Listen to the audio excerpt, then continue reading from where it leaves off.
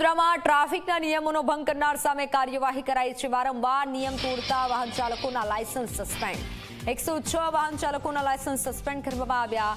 Licence suspend થયા બાદ જો વાહન ચલાવશે તો 5000નો દંડ ફટકારાશે। 150 વાહન ચાલકોની યાદી તૈયાર કરી આરટીઓને મોકલાઈ હતી।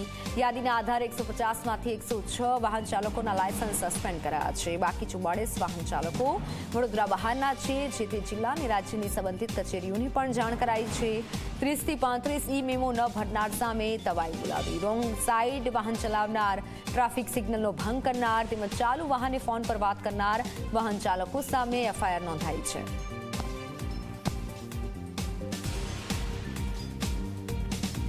ગુજરાતના 106 જેટલા વાહન ચાલકો છે અને અન્યત્ર રાજ્યના 44 જેટલા વાહન ચાલકો છે।